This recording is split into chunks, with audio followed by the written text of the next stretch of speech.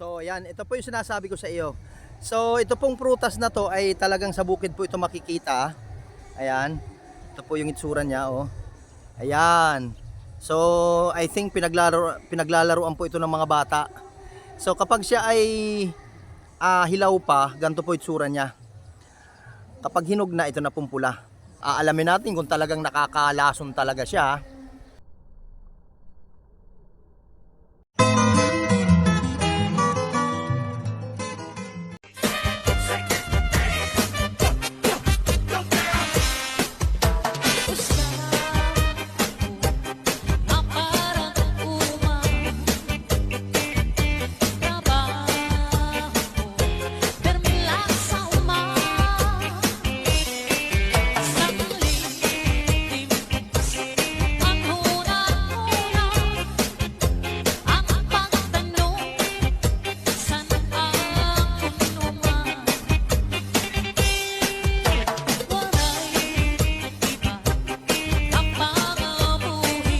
Mga ka-Watch and Learn, samahan nyo ako. Meron akong mga nakitang mga ligaw na prutas dito sa bukid, dito sa likod ko. So sabi ng iba nakakalason daw, pero sabi naman ng iba hindi raw. Pero tetestingin natin. Nakita ko kasi kinakain siya ng ibon. So ibig sabihin pag kinain ng ibon, aray ko, pag kinain ng ibon, hindi po nakakalason sa tao yan. Kaya pakikita ko sa inyo kung ano yung tinutukoy ko na mga prutas. Andito lang siya, oh. Yan. So ito po. Yan. Habang nangunguha po tayo, pakinggan natin ang background music natin. Ito, ang dami, oh. Ano po ba ang tawag sa inyo nito? Ha? Alam nyo ba na ito po ay nakakain? Nakakain po ito. Mamaya pakikita ko sa inyo yung nakakain po ito.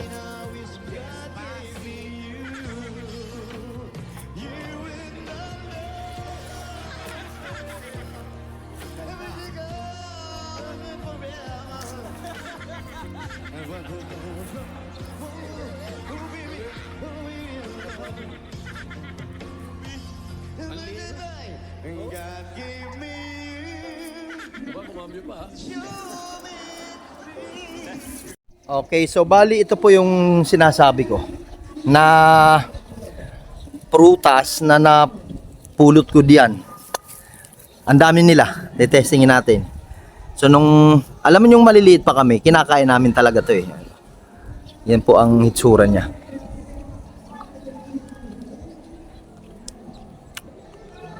Ang tamis.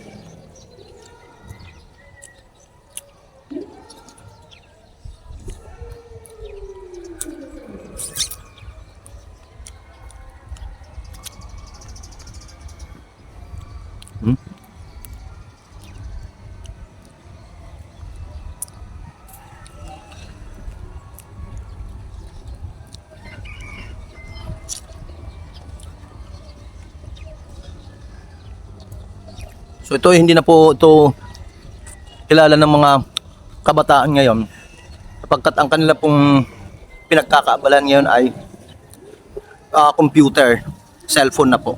Kaya hindi na po nila alam kung ano po yung mga pagkain na matatagpuan po sa bukid. So akala nila nakakalason, pero hindi po ito nakakalason. Ito po ay napakatamis. Joke lang. So meron pa po tayo, may isa pa po akong nakita na prutas na kilalang kilala po sila na nakakalason daw. Hahanapin natin yun. Tara, samahan nyo ako. So ayan, maghahanap tayo. Hanapin natin kung alin dito. Ito, may nakita ako. Ito, oh. Ito. Ayan, ito, oh. Ito, oh. Ayun, oh. Kita nyo yan? Naku, nilalanggam na. So, ito yung sinasabi ko na sabi nila nakakalason daw. Kaya tetestingin natin kung talagang nakakalason siya, ha. Hanap pa tayo ng iba. So alam nyo naman po, dito sa bukid ay marami kang pwedeng kainin na mga masustansyang prutas. Dito ka lang sa bukid, mabubuhay ka na kahit, ayun, nakita nyo yun, ang dami, oh. Ito yung kinain ko kanina. Ayan, oh, ang dami, oh. So din eh, hanap-hanap pa tayo. Yung mga prutas.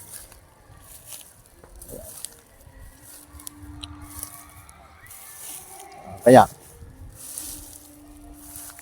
so mayroon pong maingay po sa aking likuran. Ito yung sinasabi ko. Ayan. So ito po. Ayan, ito, oh. Huha! Ito, oh, kita nyo? Oh. Ayan, kapag siya ay ano pa, hilaw, ito po ang kanyang itsura. Ayan, ito po yung hilaw, ito po yung hinog. Babaligtaran ko lang. So, ayan, ito po yung sinasabi ko sa iyo. So, ito pong prutas na to ay talagang sa bukid po ito makikita. Ayan, ito po yung itsura niya, oh. Ayan. So, I think pinaglalaroan po ito ng mga bata. So, kapag siya ay hilaw pa, ganito po itsura niya. Kapag hinog na, ito na pong pula. So, kapag kahilaw pa po siya, ayan, pag hilaw pa po, hindi mo magugustuhan ang lasa, napakapakla. Tignan mo, ah. Ang pait. Napakapait. Hindi mo magugustuhan ang lasa. Ha? Pero kapag hinog na siya, kagaya nito, yan, oh, i-testingin natin, ha. Aalamin natin kung talagang nakakalason talaga siya.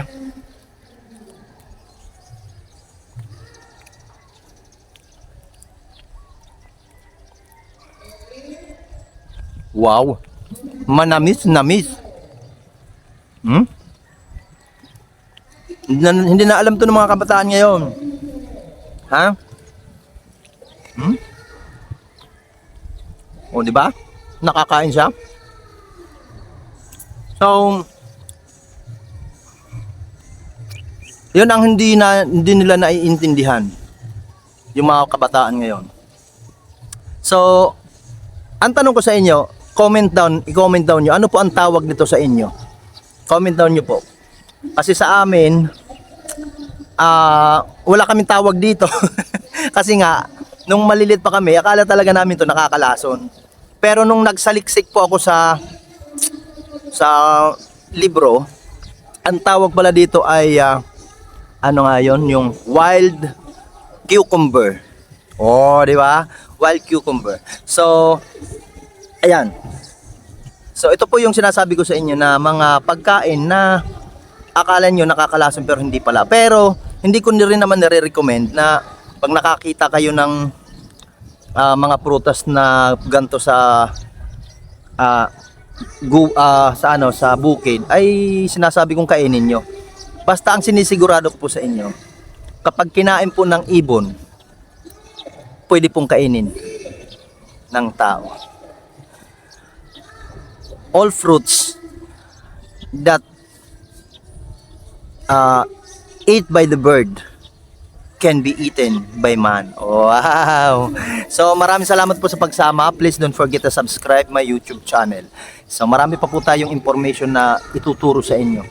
Don't forget to hit the notification bell para updated kayo sa mga video ng upload ko. Maraming salamat po sa pagsama. Bye-bye po.